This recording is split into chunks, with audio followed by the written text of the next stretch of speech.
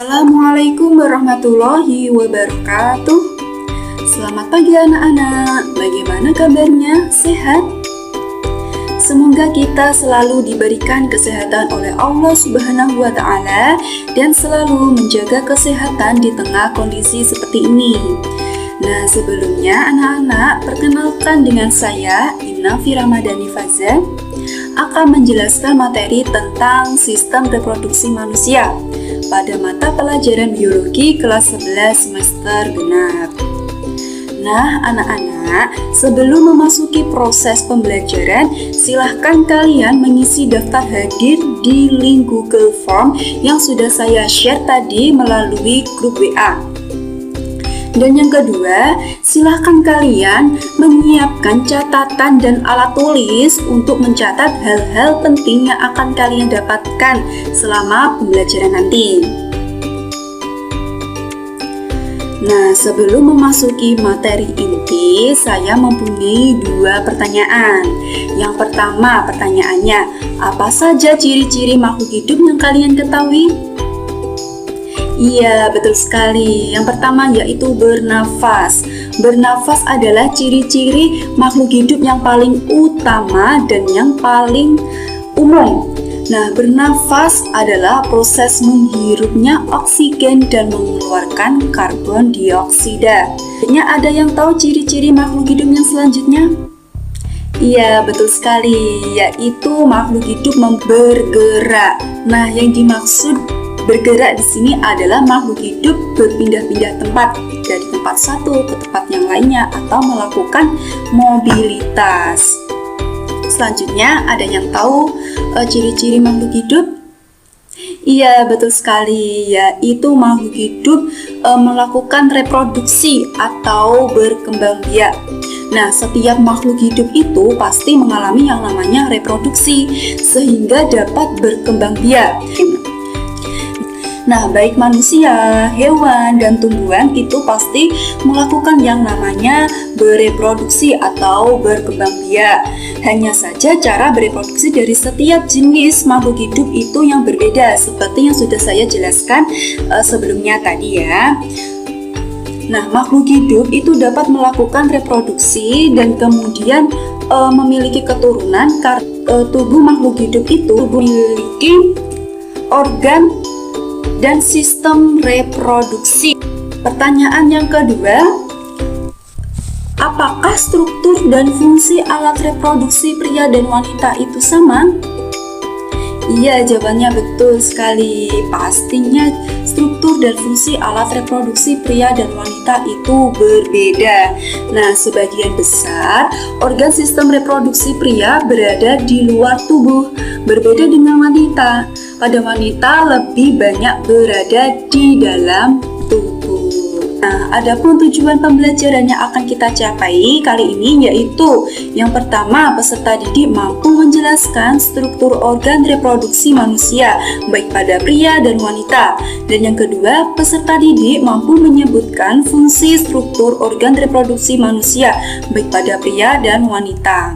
Baik, indikator materi ini yaitu tentang struktur organ reproduksi manusia baik pada pria dan wanita. Yang pertama yaitu kita bahas tentang struktur organ reproduksi manusia pada pria beserta fungsinya. Nah, sistem reproduksi manusia baik pada pria maupun wanita itu memiliki struktur organ internal dan eksternalnya masing-masing. Setiap organ dalam sistem tersebut memiliki fungsi yang berbeda-beda pula. Simak lebih dalam tentang sistem reproduksi manusia berikut. Yang pertama yaitu kita membahas tentang organ reproduksi pada pria. Penjelasan sebelumnya bahwa organ-organ reproduksi baik pada pria maupun wanita itu terdiri dari dua bagian, yaitu organ bagian luar dan organ bagian dalam. Nah, organ bagian luar pada reproduksi pria itu ada penis dan skrotum. Selanjutnya, organ bagian dalam reproduksi pria itu ada testis, ada epididymis, ada ductus deferens, kemudian ada ductus ejaculatorius, kemudian ada vesicula seminalis, kemudian ada kelenjar prostat, kemudian ada kelenjar bulboretral dan uretra. Nah, ini adalah video anatomi reproduksi pada bagian luar pria, terdiri dari penis dan skrotum. Dan ini adalah animasi alat reproduksi pria pada bagian dalam. Ada testis, ada penis, ada uretra, ada vas deferens, ada prostat, ada vesicula seminalis, kemudian ini ada tubulus seminiferus. Selanjutnya, kita akan membahas organ bagian luar. Yang pertama yaitu ada penis. Penis terletak menggantung di depan skrotum. Bagian ujung penis ini disebut dengan gland penis. Nah, bagian tengah ini disebut dengan corpus penis dan pangkalnya disebut dengan radix penis. Dan gland penis ini tertutup oleh corpus penis. Kulit penutup ini disebut dengan preputium. Penis terdiri atas jaringan seperti busa dan terletak memanjang. Tempat muara uretra dari gland penis adalah frenulum namanya. Penis merupakan alat yang mempunyai jaringan erektil yang satu sama lain dilapisi jaringan fibrosa. Jaringan erektil ini terdiri atas rongga-rongga seperti karet. Nah, adapun fungsi penis ini sebagai saluran keluarnya air mani dan air seni atau urin. Organ bagian luar selanjutnya yaitu ada skrotum.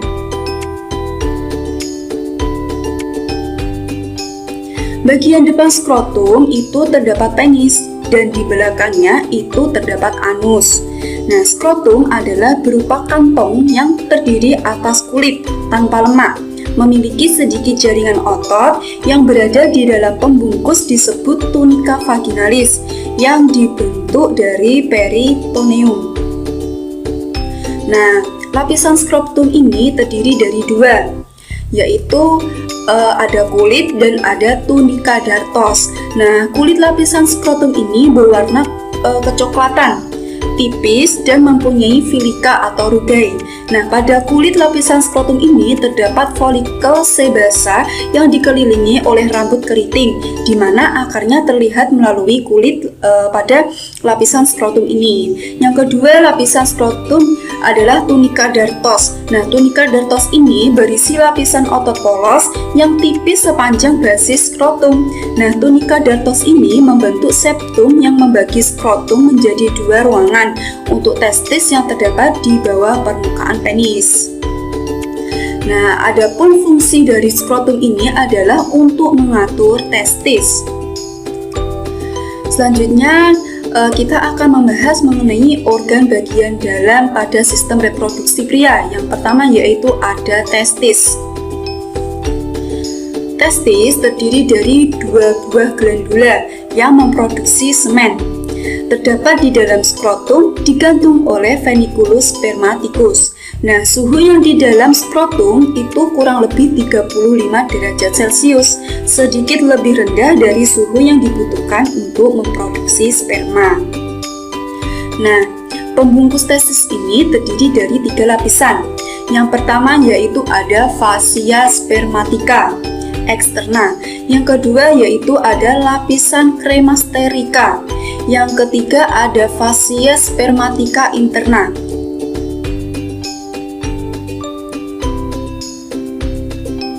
Nah, adapun fungsi testis yang pertama yaitu untuk membentuk gamet-gamet baru, yaitu spermatozoa yang dilakukan di tubulus seminiferus. Yang kedua, untuk menghasilkan hormon testosteron, di mana dilakukan oleh sel interstisial. Nah, kelenjar testis ini menghasilkan hormon FSH dan LH. Nah, hormon testosteron ini disekresi oleh testis. Nah, sebagian besar berkaitan dengan protein plasma. Organ bagian dalam pada reproduksi manusia yaitu epididymis. Epididymis adalah pipa dengan panjang sekitar 6 cm, yaitu berliku-liku pada permukaan posterior masing-masing testis. Dalam epididymis, sperma mengalami maturasi lengkap dan flagelnya mulai berfungsi. Nah, otot polos pada dinding epididymis itu akan menggerakkan sperma masuk ke ductusa. Nah, epididymis itu terdiri atas kaput epididymis, ada kaput epididymis badan, ada cauda epididymis ekor, ada ekstremitas superior bagian yang besar, dan ada ekstremitas inferior seperti titik.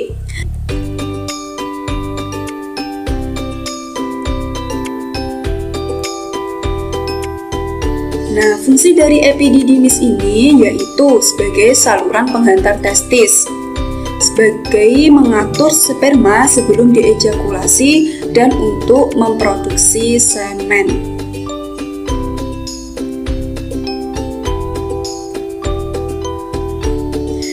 Organ reproduksi bagian dalam pada pria yang selanjutnya yaitu ada ductus ejaculatori. Nah, ductus ejaculatorius ini berjumlah 2 buah pada sisi lain dari garis tengah. Masing-masing ductus akan membentuk gabungan vesicula seminalis dengan ductus deferens. Nah, panjangnya itu 2 cm dan mulai dari lobus medialis basis glandula prostata berjalan ke depan di antara lateralis dari utriculus prostaticus berakhir ke dalam pingi urticulus. Kemudian ductus ejaculatorius ini menerima sperma dari ductus deferens dan sekresi vesicula seminalis di sisinya. Nah, kedua ductus ejaculatorius ini bermuara di dalam uretra. Nah, adapun fungsi dari ductus ejaculatorius ini yaitu untuk mengeluarkan air mani yang berisi sperma yang telah matang menuju uretra pada saat ejakulasi. Organ reproduksi bagian dalam pada pria selanjutnya yaitu ada vesicula seminalis. Vesicula seminalis terdiri dari ruangan di antara fundus kantung kemih dan rektum berbentuk piramid, sedangkan permukaan posterior terletak di atas rektum yang dipisahkan oleh fascia rectovesicalis. Nah, panjang vesicula seminalis ini sekitar 5-10 cm dan merupakan kelenjar sekresi yang menghasilkan zat mukoid. Nah, zat mukoid ini banyak mengandung fruktosa dan zat gizi yang merupakan sumber energi bagi spermatozoa. Nah, pada vesicula seminalis ini bermuara pada ductus deferens. Nah, penggabungan ini disebut dengan ductus ejaculatorius. Nah, vesicula seminalis ini juga menghasilkan cairan yang disebut dengan semen sebagai pelindung spermatozoa. Selama ejakulasi, vesicula seminalis mengeluarkan isinya ke dalam ductus ejaculatorius sehingga menambah semen ejakulasi serta mukosa. Adapun fungsi vesicula seminalis yaitu untuk membuat air mani yang bersifat lengket sehingga air mani itu mampu menempel lebih lama di dalam saluran reproduksi wanita. Organ reproduksi bagian dalam pada pria selanjutnya yaitu ada kelenjar prostat. Kelenjar prostat terdapat di bawah orifisum uretra interna dan sekelilingnya itu merupakan permukaan uretra yang melekat di bawah kandung kemih dalam rongga pelvis di bawah posterior symphysis pubis. Nah, prostat ini merupakan suatu kelenjar yang mempunyai 4 lobus, yaitu posterior, interior, lateral, dan media. Nah, kelenjar prostat itu mensekresi cairan encer seperti susu yang bersifat asam yang mengandung asam sitrat, kalsium, asam fosfat, enzim pembeku, dan profibrinilisin. I sampai pH-nya itu sekitar mencapai 6 sampai 6,5. Nah, selama emisi, simpai kelenjar prostat ini berkontraksi sejalan dengan kontraksi vas deferens, sehingga cairan yang dikeluarkan oleh kelenjar prostat ini menambah bagian terbesar semen. Adapun fungsi dari kelenjar prostat ini yaitu untuk mengeluarkan cairan alkali seperti susu yang mengandung asam sitrat yang berguna untuk melindungi spermatozoa terhadap tekanan pada uretra. Baik, organ bagian dalam yang selanjutnya yaitu ada bulbourethralis. Nah, disebut juga dengan glandula Cooper. Nah, glandula bulbourethralis ini terletak di belakang lateral pars membranaceae uretra, di sebelah bawah dari kelenjar prostat dan bermuara ke dalam uretra. Nah, kelenjar bulbourethralis ini dibungkus oleh simpai jaringan ikat tipis yang dikeluarkannya terdapat serta-serta otot rangka. Jaringan ikatnya ini mengandung serat elastin, serat otot rangka, dan serat otot polos. Adapun fungsi dari kelenjar bulbourethralis yaitu mensekresi cairan yang berfungsi sebagai pelumas. Sekresinya yang bersifat basah ini akan menyelimuti bagian dalam uretra sesaat dan sebelum ejakulasi yang akan menetralisasi keasaman urin yang mungkin keluar. Alat reproduksi bagian dalam pada pria yang terakhir yaitu ada uretra. Pada uretra merupakan saluran kemih pada pria yang sekaligus merupakan saluran ejakulasi atau mani dan memiliki bagian terpanjang yang tertutup oleh penis. Nah, pengeluaran urin ini tidak bersamaan dengan saat ejakulasi keluar karena diatur oleh kegiatan kontraksi prostat. Panjangnya uretra ini berkisar 15-25 cm dan dibagi menjadi 3 bagian, yaitu prostatik, membranosa, dan spongiosa. Adapun fungsi uretra adalah sebagai bagian dari sistem kemih yang mengalirkan air kemih dari kandung kemih. Yang kedua, bagian dari sistem reproduksi yang mengalirkan semen. Selanjutnya yaitu kita akan membahas mengenai struktur organ reproduksi manusia, yaitu pada wanita beserta fungsinya. Nah, berbeda dengan pria, struktur organ reproduksi pada wanita itu berbeda dengan pria. Alat reproduksi manusia berada di bagian tubuh seorang wanita itu disebut panggul. Nah, secara anatomi, nilai reproduksi wanita dibagi menjadi 2 bagian, yaitu bagian terlihat dari luar atau genitalia eksterna dan bagian yang berada di dalam panggul, genitalia eksterna. Nah, alat reproduksi wanita itu memainkan peran penting dalam proses reproduksi yang meliputi siklus menstruasi, konsepsi, kehamilan, dan persalinan. Nah, organ-organ reproduksi pada wanita itu juga dibagikan menjadi 2 bagian, yaitu organ bagian luar dan organ bagian dalam. Nah, organ bagian luar pada organ reproduksi wanita itu ada mons pubis, ada labia mayor, ada labia minor, ada klitoris, ada vestibulum, ada himen dan perineum. Sedangkan organ bagian dalam pada reproduksi wanita ada vagina, ada uterus, ada tuba falopi, dan ovarium. Kita bahas satu persatu. Yang pertama kita akan membahas organ bagian luar pada organ reproduksi wanita. Yang pertama yaitu mons pubis. Mons pubis merupakan jaringan lemak subkutan yang berbentuk bulat, yang lunak dan padat, serta merupakan jaringan ikat di atas simfisis pubis.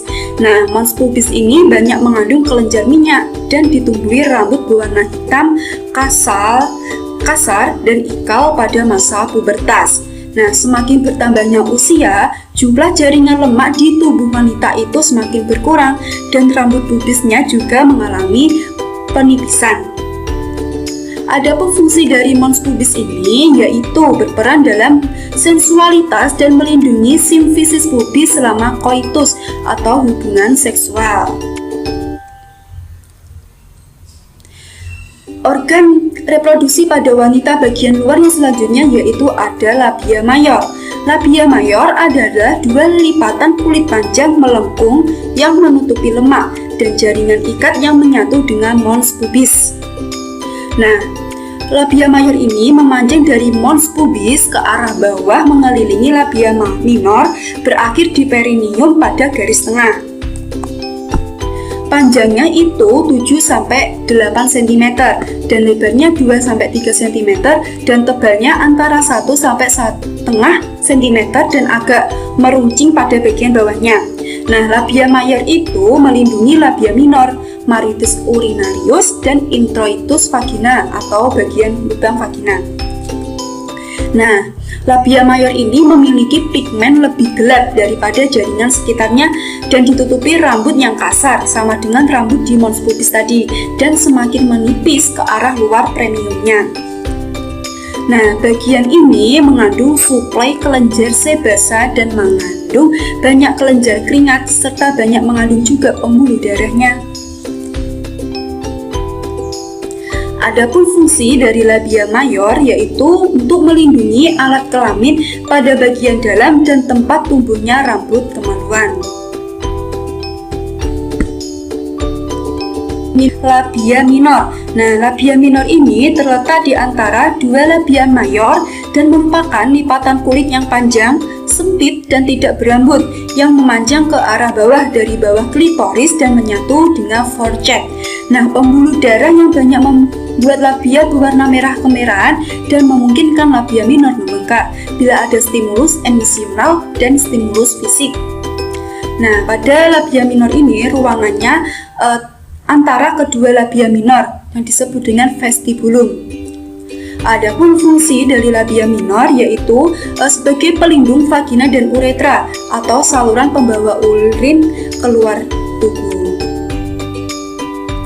Organ reproduksi bagian luar pada organ reproduksi wanita yang selanjutnya yaitu ada klitoris. Nah, klitoris adalah organ pendek berbentuk silinder dengan ukuran kurang lebih 6 x 6 mm dan erektil yang terletak di bawah arkus pubis. Nah, ujung badan klitoris ini dinamakan glans dan lebih sensitif daripada badannya. Saat wanita secara seksual terangsar, nah, glans dan badan klitoris ini membesar. Nah, klitoris ini ditutupi oleh lapisan kulit atau epidermis yang tipis yang kaya dengan saraf sensorik. Adapun fungsi dari klitoris ini yaitu untuk memberikan kenikmatan pada saat seksual. Organ reproduksi bagian luar pada wanita selanjutnya yaitu ada vestibulum. Vestibulum itu berbentuk lonjong, terletak di antara labia minora, klitoris, dan forecheck. Nah, vestibulum ini terdiri dari dua muara uretra, kelenjar parauretra atau vestibulum minus dan sken vagina, dan kelenjar paravagina atau vestibulum maius, vulvovagina atau Bartholin. Nah, permukaan vestibulum ini yang tipis dan agak berlendir mudah teriritasi oleh bahan kimia, panas, friksi. Friksi yang dimaksud di sini adalah celana jeans yang ketat. Adapun fungsi dari vestibulum yaitu untuk memberikan kenikmatan seksual.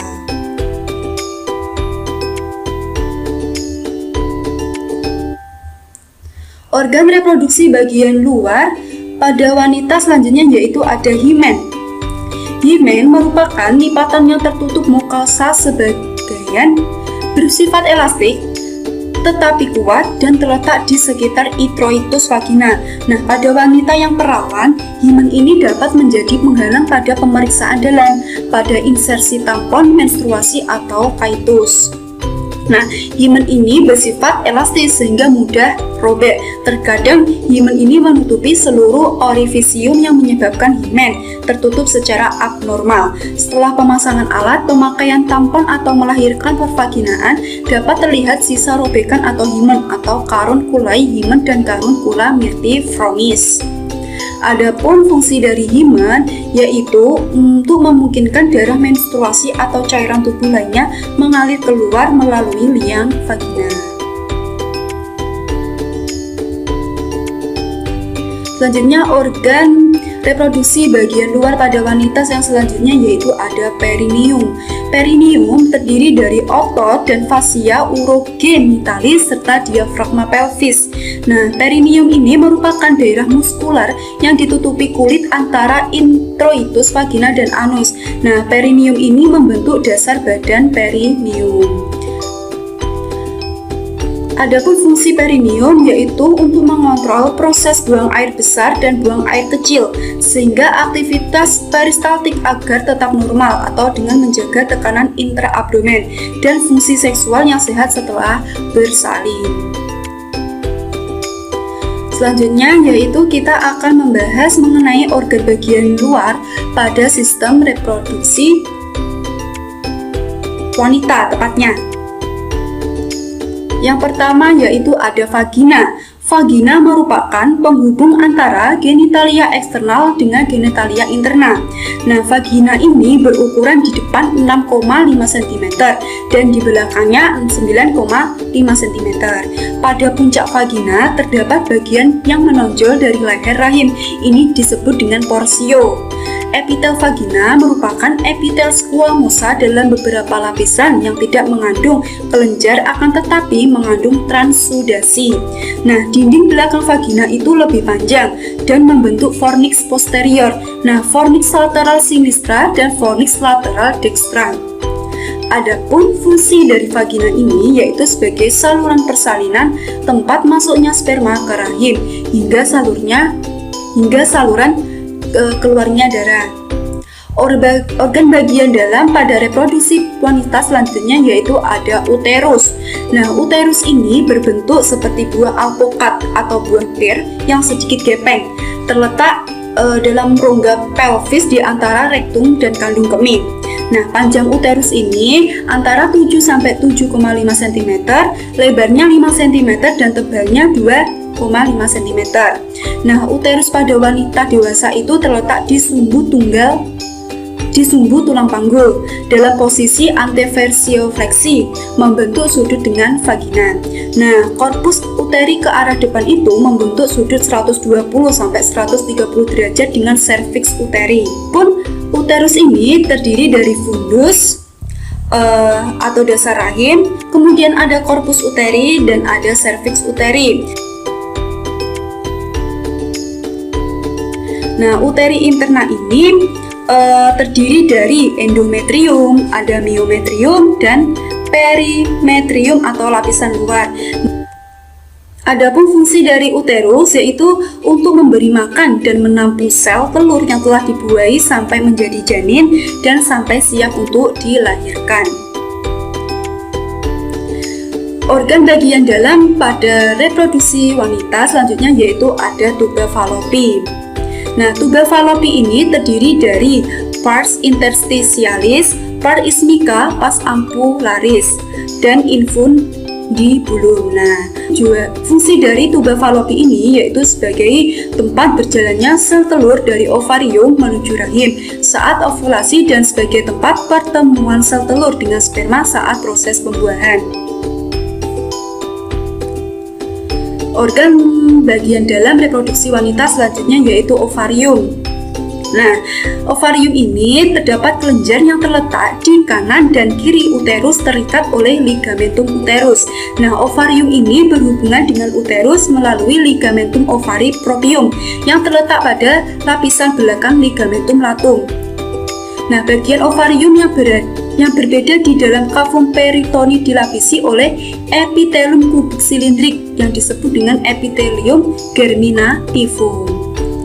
Nah, adapun fungsi dari ovarium ini yaitu sebagai tempat pembentukan ovum atau sel telur dan menghasilkan estrogen dan progesteron.